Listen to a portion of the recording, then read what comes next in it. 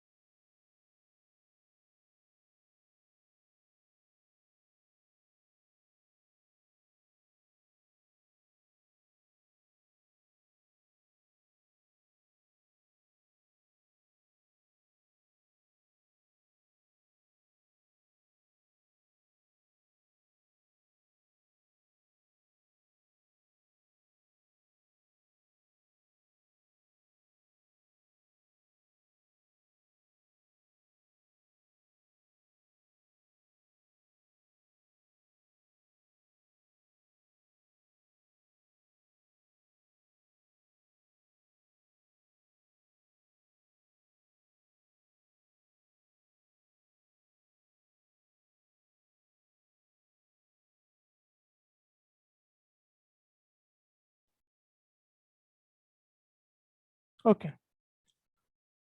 তো আপনার যে অ্যারেস্ট বিফোর জাজমেন্ট, যে রায়ের আগে গ্রেপ্তার কখন হতে পারে এটা স্পষ্ট করে আবার। আচ্ছা, এখানে এটার সাথে মিলিয়ে জাজমেন্টের আগে অ্যারেস্ট করা যায় শুধুমাত্র, জাজমেন্টের আগে অ্যারেস্ট করা যায় শুধুমাত্র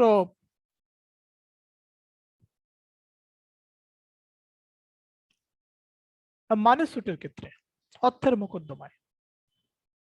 তো গ্রাউন্ড গুলো কি কি সেটা বলে দিছে রুল 1 এ। এখানে বলে দিছে এটার সাথে মিলিয়ে আমরা যদি পড়ি অর্ডার 39 এর রুল 1, সেখানে বলছে টেম্পোরারি ইনজাংশন কখন গ্রান্ট হতে পারে। কারণগুলো মূলত একই, যে ডিফেন্ডেন্ট আসলে যাতে মামলার কার্যক্রম দেরি করে শেষ হয় এজন্য সে কি করছে, এজন্য সে যে লোকাল যে এরিয়া আছে সেখান থেকে দূরে সরে যাওয়ার চেষ্টা করতেছে বা নিজেকে অ্যাবসকন্ড করে রাখছে, লুকিয়ে রাখছে, বা left the local limits of the jurisdiction of the court, আদালতের যেই স্থানীয় সীমানা আছে সেই জায়গা ছেড়ে সে চলে গেছে, অথবা has disposed of or removed from the local limits of the jurisdiction of the court his property or any part thereof, অথবা কি করছে কোনো সম্পত্তি বা পার্ট অফ হিস প্রপার্টি, কোনো সম্পত্তির অংশ কি করছে যে লোকাল লিমিটস আছে সেখান থেকে অপসারণ করছে, যে লোকাল লিমিটস আছে সেখান থেকে কি করছে, অপসারণ করছে। ওকে, তার মানে হচ্ছে রায়ের আগে যে গ্রেপ্তার, এগুলা যে যে কারণে হয়, ঠিক একই কারণে আপনি সম্পত্তি অ্যাটাচ করতে পারবেন। অ্যাটাচ মানে কি, অ্যাটাচমেন্ট মানে হচ্ছে ক্রোক করা। ক্রোক মানে কি, এটা মানে হচ্ছে যে যেই বিরোধীয় প্রপার্টি আছে সেটা থেকেও হস্তক্ষেপ করতে পারবে না, অর্থাৎ সম্পত্তিটা যেরকম আছে সেরকম অবস্থায় রাখবে, মানে আদালতের অধীনে নিয়ে যাবে। অর্ডার 38 এর রুল 1, অর্ডার 38 এর রুল 5 এবং অর্ডার 39 এর রুল 1 জিনিসগুলো সেম। অর্ডার 39 এ বলছে টেম্পোরারি ইনজাংশন নিয়ে, যে কোন কোন অবস্থায় আদালত, কোন কোন গ্রাউন্ডে আদালত টেম্পোরারি ইনজাংশন বা অস্থায়ী নিষেধাজ্ঞা গ্রান্ট করতে পারে, অস্থায়ী নিষেধাজ্ঞা মঞ্জুর করতে পারে কোন কোন অবস্থায়। এটা বলছে অর্ডার 39 এর রুল 1। ঠিক, মানে সমস্ত মানে কারণগুলো সেম। তাহলে অর্ডার 38 থেকে প্রশ্ন আসতে পারে কিভাবে, মানে এখান থেকে ডিরেক্ট প্রশ্ন আসতে পারে যে কখন আদালত গ্রেফতার করতে পারে রায়ের আগে, কখন আদালত রায়ের আগে অ্যাটাচমেন্ট করতে পারে, এই জায়গাগুলো। অর্ডার 39 এর রুল 1 এখানে বলছে অস্থায়ী নিষেধাজ্ঞা কখন ইস্যু হতে পারে। ওকে, অর্ডার 39 থেকে একটু পড়ার আছে আমাদের রিটেনের জন্য, যে প্রথমত টেম্পোরারি ইনজাংশন কখন গ্রান্ট হতে পারে, বা টেম্পোরারি ইনজাংশন আদেশ আদালত কখন দিতে পারে, বা আপনি কোন অবস্থায় কোন প্রেক্ষাপটে আদালতের নিকট টেম্পোরারি ইনজাংশন চাইতে পারবেন। এইভাবে রিটেন কোশ্চেন হতে পারে। আরেকটা হতে পারে টেম্পোরারি ইনজাংশন মানে আমাকে একটা ফ্যাক্ট বলে দিল যে এরকম subject matter of the suit, মামলা যেই বিরোধীয় সম্পত্তি আছে, subject matter of the suit, মামলার যেই বিরোধীয় সম্পত্তি আছে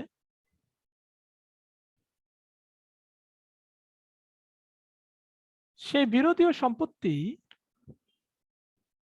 বিবাদী পক্ষ যখন local limits of the court, আদালতের যে স্থানীয় সীমানা আছে সেখান থেকে লুকিয়ে রাখতে চায়, চেষ্টা করে, তখন বাদী পক্ষ টেম্পোরারি ইনজাংশনের আদেশ দেয় এবং বিবাদী পক্ষ টেম্পোরারি ইনজাংশন ভায়োলেট করে, টেম্পোরারি অস্থায়ী নিষেধাজ্ঞা লঙ্ঘন করে। অস্থায়ী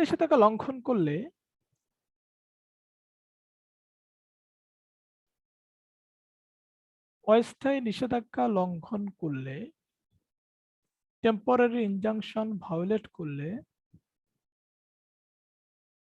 কি হতে পারে, কি পরিমাণ শাস্তি হতে পারে, কি হতে পারে বা কি পরিমাণ শাস্তি হতে পারে।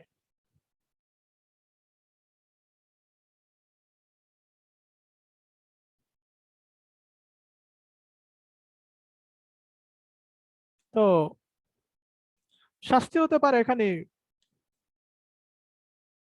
6 মাসের, সর্বোচ্চ 6 মাসের কারাদণ্ড হতে পারে, অথবা তার যে প্রপার্টি আছে সে প্রপার্টিটাকে অ্যাটাচ করার আদেশ দিতে পারে। অর্থাৎ বিবাদী ডিফেন্ডেন্ট যদি টেম্পোরারি ইনজাংশন অর্ডার ভায়োলেট করে বা লঙ্ঘন করে, তাহলে বিবাদীর শাস্তি কি হতে পারে? বিবাদীর শাস্তি হতে পারে সর্বোচ্চ 6 মাসের জেল, অথবা তার সম্পত্তি আদালত ক্রোক করার আদেশ দিতে পারে। এটা গেল অর্ডার 39।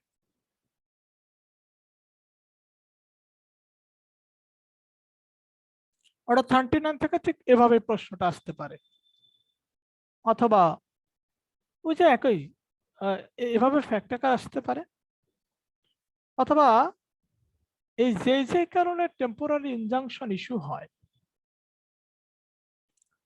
যে কারণে টেম্পোরারি ইনজাংশন ইস্যু হয়, গ্রান্ট হয়, এমন একটা কারণ আপনাকে ফ্যাক্টের মধ্যে বলে দিবে যে অবস্থায় আপনি কোন ধরনের লিগ্যাল অ্যাকশন নিতে পারেন। এই অবস্থায় আপনি কোন ধরনের লিগ্যাল অ্যাকশন নিতে পারেন, তখন আপনাকে বলতে হবে এই অবস্থায় আমি টেম্পোরারি ইনজাংশন চাইতে পারি। ঠিক টেম্পোরারি ইনজাংশন থেকে রুল 1, রুল 2 এতটুকু পড়লেই হয়ে যায়। এখানে আরেকটা বিষয় আছে, রুল 5A। আচ্ছা, টেম্পোরারি ইনজাংশন গ্রান্ট করা হয় আফটার হিয়ারিং, শুনানির পরে, অর্থাৎ অর্থাৎ উভয় পক্ষকে শুনে তারপরে টেম্পোরারি ইনজাংশন গ্রান্ট হয়। আর রুল 5 বলছে at interim order বা temporary injunction without hearing the opposite party. মানে আপনি আদালতের কাছে টেম্পোরারি ইনজাংশন চাইছেন, মানে আপনি আদালতের কাছে এমন ভাবে প্রেজেন্ট করছেন ঘটনাকে, আদালত ইনস্ট্যান্ট টেম্পোরারি ইনজাংশন দিয়ে দিছে। আপনি আদালতের কাছে ঘটনাকে এমন ভাবে উপস্থাপন করছেন,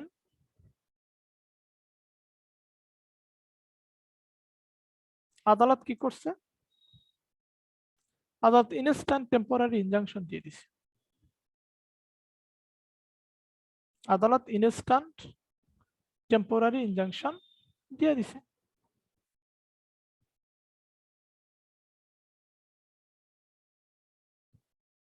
তাহলে এখানে একটা ব্যাপার দেখেন,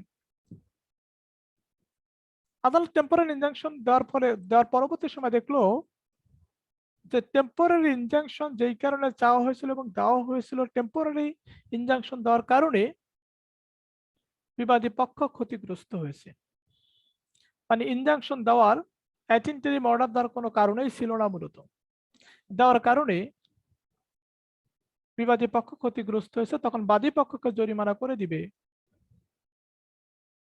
মানে 10,000 টাকা ক্ষতিপূরণের আদেশ দিয়ে দিবে। অর্থাৎ বিষয়টা কি দাঁড়ালো, এখান থেকে পরীক্ষা কি আসতে পারে, যে আদালত তৎক্ষণাৎ অ্যাট ইন্টারিম অর্ডার দেওয়ার ফলে বিবাদী পক্ষ ক্ষতিগ্রস্ত হয়, এক্ষেত্রে আদালত কোন ধরনের পদক্ষেপ নিতে পারে। ঠিক এভাবে আসতে পারে পরীক্ষা। মানে মূলত হচ্ছে যে টেম্পোরারি ইনজাংশন কোন কোন গ্রাউন্ডে মঞ্জুর হতে পারে, অর্থাৎ অথবা সুনির্দিষ্ট কারণ ব্যতীত টেম্পোরারি ইনজাংশন আদালত গ্রান্ট করতে পারে না, অথবা টেম্পোরারি ইনজাংশন দেওয়ার ক্ষেত্রে আদালত বিবেচনামূলক ক্ষমতা অ্যাপ্লাই করে। টেম্পোরারি ইনজাংশন এর আদেশ দেওয়া বা না দেওয়া আদালতের বিবেচনামূলক ক্ষমতা ব্যাখ্যা করে। তখন আপনি কারণগুলো বলবেন যে এই ক্ষেত্রে আদালত টেম্পোরারি ইনজাংশন দিতে পারে, তবে আদালতের জন্য বাধ্যতামূলক না। এটাই হচ্ছে টেম্পোরারি ইনজাংশনের ক্ষেত্রে আদালতের বিবেচনামূলক ক্ষমতা। এরপরে দেখেন, আমাদের সিপিসি থেকে আসলে আর কিছুই পড়ার নাই, তবে আমাদের সিপিসি থেকে যে জায়গাগুলো বেশি পড়তে হবে, অর্ডার 6, 7, 8, 9, 26, 21, 39, আর হচ্ছে লাগে না অর্ডার 14। মানে আমাদেরকে 6, 7, 8, 9 এই 4টা অর্ডার পড়লেই মোটামুটি আমরা আশা করতে পারি আমরা একটা কোশ্চেন কমন পাবো। তারপরে যদি আরো রিস্ক হয়ে যায় সেক্ষেত্রে 6, 7, 8, 9 আর হচ্ছে অর্ডার 26 আর হচ্ছে 39, অর্ডার 26 আর হচ্ছে অর্ডার 39। এই অর্ডারগুলো পড়লে আমাদের সিপিসি মোটামুটি অন্তত রিটেন আমরা একটা কোশ্চেন আনসার করতে পারবো আর কি। দাদা আমরা কিন্তু দাদা ওই 26টা করি নাই অর্ডার, এটা কি? 26-এ কমিশন নিয়োগ সম্পর্কে বলছে, 26-এর সাথে আমাদের সেকশন 75 মিলিয়ে পড়তে হবে। প্রথম প্রশ্ন, কমিশন কোন কোন ক্ষেত্রে ইস্যু হতে পারে? সেখানে আমরা 4টা ক্ষেত্র খুঁজে পাই। একটা হচ্ছে কোনো ব্যক্তিকে এক্সামিন করার জন্য, পরীক্ষা করার জন্য। পরীক্ষা করার জন্য মানে হচ্ছে তার কাছ থেকে তথ্য আনা যায়। আচ্ছা, কমিশন কেন ইস্যু হয়?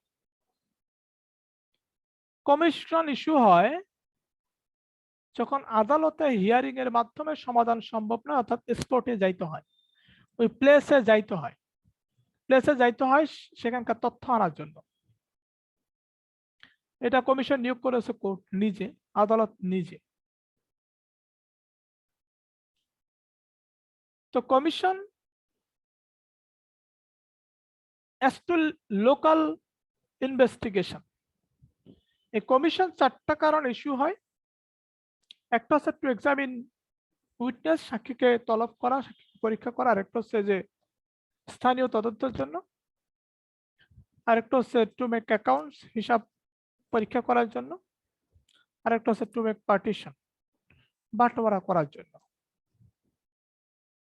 তো আমাদের এখানে দরকার অর্ডার 26 এর রুল 9। রুল 9 বলছে লোকাল ইনভেস্টিগেশন। এখানে দেখবেন লোকাল ইনভেস্টিগেশনের কতগুলো কারণ দেওয়া আছে।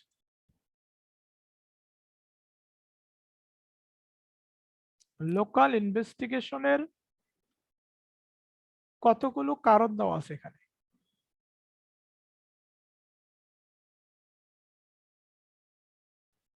লোকাল ইনভেস্টিগেশনের কতগুলো কারণ দেওয়া আছে। আচ্ছা, তো লোকাল ইনভেস্টিগেশন কেন হয়?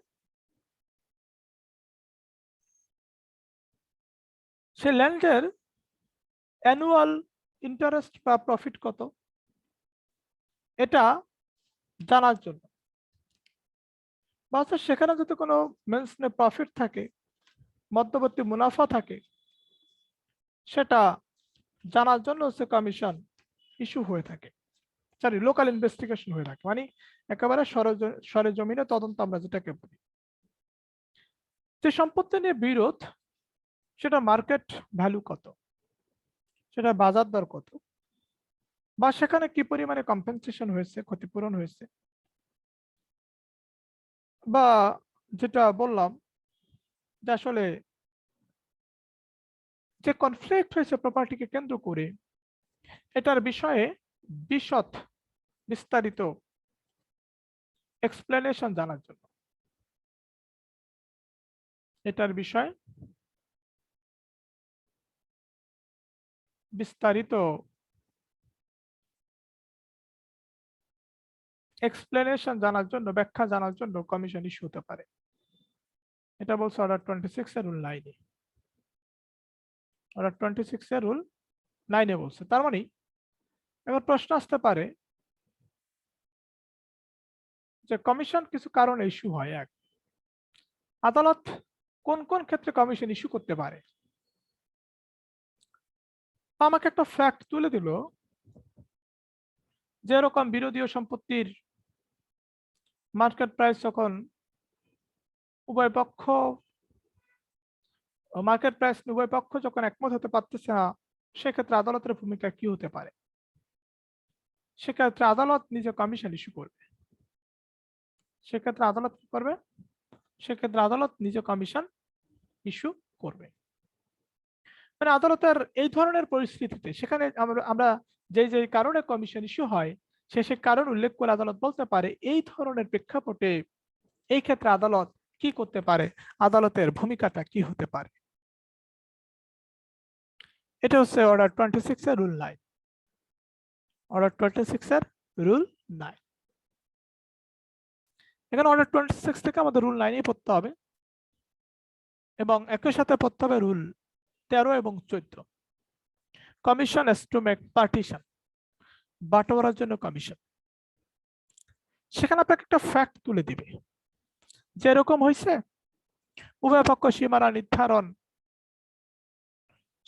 নির্ধারণ নিয়ে যখন মামলা দায়ের করে এবং উভয় পক্ষর যে লোকাল যেই বাউন্ডারি আছে, লোকাল যে স্থানীয় যে সীমানা আছে, সেটা যখন ডিসাইড করতে পারতেছে না, সেক্ষেত্রে আদালতে যখন মামলা হয়, আদালত কি ধরনের প্রক্রিয়া হাতে নিতে পারে বা আদালতের লিগাল অ্যাকশন কি হতে পারে।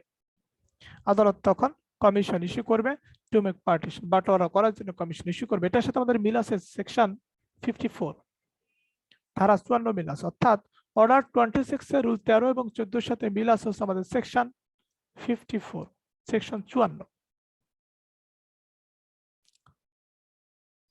এবং যদি ওভারঅল যদি একটা কোশ্চেন করা হয় যে কমিশন কেন ইস্যু করা হয়, 1, লোকাল ইনভেস্টিগেশন কেন হয়, 2, পার্টিশন কেন হয়, মানে পার্টিশনের জন্য কমিশন কেন নিয়োগ করা হয়, মানে সম্পত্তিটা বুঝিয়ে দেওয়া আর কি। এবং ওই যে একটা কোশ্চেন যে যদি এরকম হয় যে মার্কেট ভ্যালু নির্ণয় করার জন্য কমিশন ইস্যু করা হয়, এটাকে ব্যাখ্যা করুন। মার্কেট ভ্যালু নির্ণয় করার জন্য বিরোধীয় সম্পত্তির বাজার দর নির্ণয় করার জন্য কমিশন ইস্যু হয়, এটাকে ব্যাখ্যা করুন। এবার এটাকে ব্যাখ্যা করতে গিয়ে আমাদেরকে অর্ডার 26 রুল 9 কে ব্যাখ্যা করতে হবে। 9 কে রেফার করে আমাদেরকে বলতে হবে যে যখন উভয় পক্ষ যে সম্পত্তি নিয়ে বিরোধ, যে সম্পত্তি হচ্ছে ডিসপিউটে আছে, ডিসপিউটেড প্রপার্টি, যে বিরোধীয় সম্পত্তি আছে, সেই বিরোধীয় সম্পত্তির ভ্যালুয়েশন যখন উভয় পক্ষ করতে পারবে না, তখন আদালত সেখানে লোকাল ইনভেস্টিগেশন ইস্যু করবে, স্থানীয় তদন্ত দেবে। এটা হচ্ছে অর্ডার 26 থেকে ঠিক এভাবে কোশ্চেন আসতে পারে। তাহলে আমাদের রিস্ক এড়ানোর জন্য আমরা 6, 7, 8, 9, 26, 39 এই 6টা অর্ডার পড়লে মোটামুটি আমরা একটা কোশ্চেন রিটেন, 2টা কোশ্চেন তো একটা কোশ্চেন আনসার খুব ভালোভাবে দিতে পারবো। এমনও হতে পারে এই 6টা অর্ডার থেকে আমাদের 2টা কোশ্চেন চলে আসছে রিটেনে।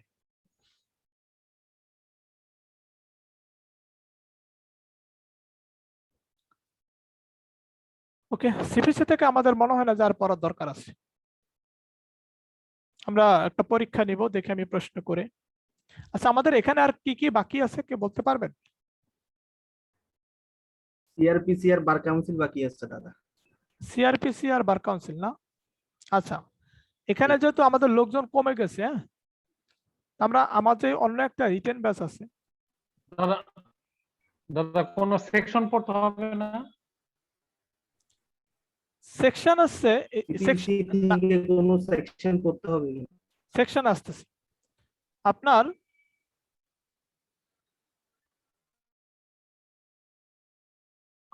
হচ্ছে যেমন হচ্ছে কমিশনের সাথে আমাদের সেকশন মিল আছে কত, 75। পার্টিশনের সাথে সেকশন মিল আছে 54। তো এরকম কিছু, যেমন আমাদের প্লেন্টের সাথে সেকশন মিল আছে সেকশন 26, এরকম মিল করে পড়তে হবে। আমরা যদি স্পেসিফিক্যালি সেকশন পড়তে চাই তাহলে আমাদেরকে পড়তে হবে সেকশন, এই যে দেখেন যে প্লেন্ট হচ্ছে একটা ডিগ্রি এবং রিজেকশন অফ প্লেন্টের বিরুদ্ধে আপিল করতে হয়, এটা কোথায় বলে দিছে। এবং ডিগ্রি হওয়ার কারণে এটার বিরুদ্ধে আপিল দায়ের করতে হয় সেকশন 96 এ বলে দিছে। এই যে দেখেন অর্ডারের সাথে সাথে আমাদের যে সেকশন গুলো আসবে সেগুলো আমাদেরকে কমপ্লিট করতে হবে আগে। দ্বিতীয়ত, এর বাইরে কি আমাদের সেকশন পড়ার প্রয়োজন পড়বে ইনহেরেন্ট পাওয়ারের, সেকশন 151 এর। যে আচ্ছা, যদি এরকম বলা হয় যে সিভিল কোর্টে ইনহেরেন্ট পাওয়ারটা এক্সটেনসিভ, এটার উত্তর আমি দিয়ে দিব যে দেওয়ানি আদালতের সহজাত ক্ষমতা হচ্ছে অনেক বেশি ব্যাপক। কিভাবে ব্যাপক? সিআরপিসিতে শুধুমাত্র হাইকোর্ট ডিভিশন এই ইনহেরেন্ট পাওয়ারটা অ্যাপ্লাই করতে পারে, আর সিপিসিতে কারা পারে? সিপিসিতে প্রত্যেকটি কোর্ট, প্রত্যেকটা আদালত কিন্তু ইনহেরেন্ট পাওয়ার অ্যাপ্লাই করতে পারে, ঠিক না? প্রত্যেকটা আদালত এই সহজাত ক্ষমতা প্রয়োগ করতে পারে। এই অর্থে আমরা সিপিসির ইনহেরেন্ট পাওয়ারকে আমরা এক্সটেনসিভ বা সম্প্রসারিত ধরে নিতে পারি। কারণ এখানে বলছে এভরি সিভিল কোর্ট, প্রত্যেকটা দেওয়ানি আদালত, এভরি সিভিল কোর্ট প্রত্যেকটা দেওয়ানি আদালত। তারপরে দেখেন, এবার আসেন একটা মামলা যেমন হচ্ছে এক্সপার্টি হলো, রিজেকশন অফ প্লেন্ট হলো, এটার এগেনস্টে আমরা যখন আপিলের কথা উল্লেখ করবো তখন 96, যখন আমরা রিভিশনের কথা উল্লেখ করব তখন আমরা ধারা রেফার করে দিব 115, তখন আমরা ধারা রেফার করে দিব 115। আবার দেখেন আমরা যখন অর্ডার 21 পড়তেছি, অর্ডার 21 এর বিষয়টা আছে ডিগ্রি জারি। তো এই প্রসঙ্গে আমাদের কিন্তু চলে আসতেছে আপনার সেকশন 38, সেকশন 51, আরো কিছু সেকশন 56 থেকে 58, অনেকগুলো সেকশন কিন্তু সেকশন 21 পড়ার সময় চলে আসতেছে, সেকশন 74। তাহলে এই অর্ডারের সাথে মিল রেখে আমাদের যে সেকশনগুলো দরকার, আমাদেরকে জাস্ট রিটেনের জন্য সেই সেকশনগুলো পড়তে হবে। আবার দেখেন, সরকারের বিরুদ্ধে মামলা হলে 2 মাস আগে নোটিশ দিতে হয়। এটা অর্ডার 8 এর মানে রিটেন স্টেটমেন্ট জমা দেওয়ার বা রিটেন স্টেটমেন্ট পড়ার সময় অটোমেটিক্যালি আমাদের অর্ডার 8 এর সাথে অর্ডার 8 এর সাথে সেকশন 80 চলে আসতেছে। তো এইভাবে হচ্ছে আমাদের মূলত হচ্ছে আমাদেরকে সেকশনগুলো পড়তে হবে। এর মধ্যে যদি আপনি সেকশন পড়তে যান তাহলে 89A, 89B, 89C পড়তে হবে, অর্থাৎ 89A টা একটু পড়তে হবে। অর্ডারের বাইরে গিয়ে আমাদের 89A পড়তে হবে, যেখানে মেডিয়েশন সম্পর্কে বলছে, মেডিয়েশন প্রসেস সম্পর্কে বলছে। এবং মেডিয়েশন ইজ নাও ম্যান্ডেটরি, মধ্যস্থতা হচ্ছে এখন হচ্ছে বাধ্যতামূলক। বা আপনাকে বলতে পারে মেডিয়েশন প্রসেসটা কি, মধ্যস্থতার প্রসেসটা কি, এটা হচ্ছে সেকশন 89A। তাহলে দেখেন আমাদেরকে মূলত সেকশন তো পড়তেই হবে, বাট কোন সেকশন পড়বো? যে সেকশনগুলো অর্ডারের সাথে মিল আছে, জাস্ট মানে আপনার কোশ্চেন হবে তো অর্ডার ভিত্তিক, ঠিক না? মানে সিপিএস এর কোশ্চেনের একটা প্যাটার্ন আছে, দেখবেন যে কোনো কোশ্চেনে যদি দেখেন যেমন অর্ডার ভিত্তিক কোশ্চেন আসে, তখন সেই অর্ডারকে গুরুত্ব দেওয়ার জন্য অর্ডারের প্রশ্নকে ভালোভাবে লেখার জন্য আমরা সেই অর্ডারের সাথে যদি কোনো সেকশনের রিলেশন থাকে তখন সেই সেকশনকে রেফার করব। নাইম ভাই ক্লিয়ার? জি দাদা, ঠিক আছে। কিন্তু এমনিতে যদি বলেন যে ইসের জন্য কোনো সেকশন আছে কিনা রিটেনের জন্য, হ্যাঁ অর্ডারের সাথে যেগুলো মিল আছে তো আছেই, আর যেগুলো মিল নেই এর মধ্যে যে 89A 89 কটা পড়তে পারেন, যেখানে এডিআর প্রসেস সম্পর্কে বলছে। আচ্ছা দাদা, আমরা এই যে এই আপনার এই যে ইসের অর্ডারের যে প্রশ্ন এবং এটার যে উত্তর, এই নোটটা কিভাবে আমরা করব, না আপনি দাদা কোনো আছে? না না, আমি লিখে দিব, আচ্ছা রিটেন সাজেশনটা কি আছে আপনাদের কাছে? পিডিএফটা কি আছে দাদা? এটা বোধহয় নাই আর কি। আচ্ছা, পিডিএফ না থাকলে আমি এখন পিডিএফ দিয়ে দিচ্ছি। জাস্ট সিপিসির অংশ থেকে দেখবেন যে আমাদের পড়ার মধ্য থেকে সাজেশনের সাথে মিল রেখে সকল টপিক শেষ হয়েছে কিনা, এবং ওখানে যে সাজেশন হিসেবে যে প্রশ্নগুলো দেওয়া হয়েছে সে প্রশ্নগুলোর ধরন আমরা মানে বুঝছে কিনা বা আসলে লিখতে পারবো কিনা। বুঝছেন নাইম ভাই? দাদা এটা তো আপনি দিয়ে দিবেন, তারপরে দেখে হ্যাঁ, তারপর হ্যাঁ, আপনাকে বলবো আর কি। হ্যাঁ হ্যাঁ এখন ঠিক দিয়ে আছে। দিব। আর হচ্ছে যে আমরা শুক্রবার এবং বুধবার, আপনাদের যাদের হচ্ছে যে আইন বাকি আছে, শুক্রবার এবং বুধবার যে 5 মাসের রিটেন কোর্স আছে না, ওখানে আমি অ্যাড করে দিচ্ছি, ওখান থেকে ক্লাসগুলো করে নেবেন। হিসাবটা বুঝছেন? যেমন এখন আছে লিমিটেশন এক চলতেছে, যাদের আছে লিমিটেশন এক বাকি আছে তারা লিমিটেশন একটা করে নেবেন। দাদা আমার বাকি আছে, আমার মানে বেশিরভাগই বাকি আছে দাদা। আচ্ছা, তাহলে ওখান থেকে হ্যাঁ লিমিটেশন এক করে নেবেন। জি, বুধবারে তাহলে দাদা 9:30টায়, আর হ্যাঁ, শুক্রবারেও তো বুধবার নিবেন, আর শুক্রবার। তাই তো? এবং আপনাদের যদি কারো মনে হয়, আসলে প্রিলি রিটেন পড়া তো একই, জাস্ট কোশ্চেন প্যাটার্নটা আলাদা। আপনাদের যদি কারো মনে হয় যে প্রতিদিন ক্লাস করেন, প্রতিদিনই যুক্ত হবেন, প্রতিদিন রাত 9:30 বাজে ক্লাস চলতেই থাকে।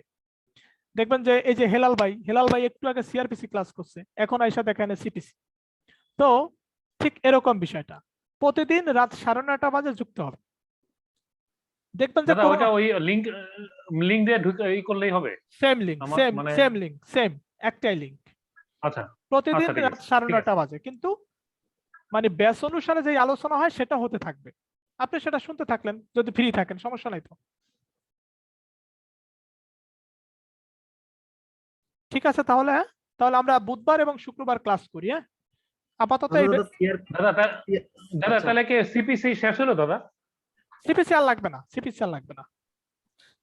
তাহলে আপনি এখন কিন্তু আমি যেটা করব, প্রশ্নটা দিয়ে দিন। আমি হচ্ছে হুম, ওই মানে আপাতত এই ব্যাচটা ক্লোজ করে দিচ্ছি। আমি যেটা করব ওই যে আপনার ওই আগামী মাসে আমার জুডিশিয়ারি রিটেনের পরে, এবং হচ্ছে ধরেন যখন হচ্ছে এমসিকিউ ক্লাস চলতে, এমসিকিউ পরীক্ষা যখন ধরেন হবে এমন একটা ভাব, তখন আমি এক মাস একটু ক্লাসে যুক্ত হবো সবার সাথে রিটেনে। এমনিতে যে অন্যান্য আচ্ছা ব্যাচগুলো আছে এই ব্যাচগুলোর সাথে ক্লাস করতে থাকেন। সিআরপিসি কি দাদা অন্য ব্যাচের সাথে করব না? হ্যাঁ, অন্য ব্যাচের সাথে করেন, কারণ কি বুঝতেই পারতেছেন লোক সংখ্যা। জি জি জি জি জি। ওখানে কি দাদা নতুন করে শুরু করবেন সিআরপিসি প্রথম থেকে? একবারে সব নতুন, লিমিটেশন এক থেকে শুরু হয়েছে না, তো আচ্ছা লিমিটেশন মানে ওটা তো পাস চলতে থাকবে। আপনি একটা কাজ করবেন আচ্ছা সাজিদ ওটা ভাই, হ্যাঁ আপনি জি জি লিমিটেশন এক সহ, জি কারণ জি কারণ ওই ব্যাচের সংখ্যা এতই বেশি, মানে আচ্ছা আমি খুব সেখানে ইম্পর্টেন্স দেই, বুঝছেন? ব্যাপার আছে না জি জি একটা, জি ইম্পর্টেন্স তো জি সব জায়গায় থাকে, কিন্তু আমি একটু গোছানো ভাবে ওই ব্যাচটাতে আঁকাচ্ছি। তো এই হিসাবে ওখানে যে লিমিটেশন এক মানে যা কিছুই আছে ক্লাস করতে থাকেন আর কি, জি জি দাদা বুধবার এবং ঠিক আছে। শুক্রবার। তাহলে হ্যাঁ, দাদা বুধবার আর শুক্রবার দাদা এই যে আপনি কি এর মধ্যে ছুটিতে যাবেন, মানে বুধ শুক্রবারে? না, আমি ছুটিতে যাব হচ্ছে 26-27 তারিখ থেকে একবারে টানা 15-20 দিন। আচ্ছা আচ্ছা আচ্ছা, ঠিক আছে দাদা। ঠিক আছে, আচ্ছা।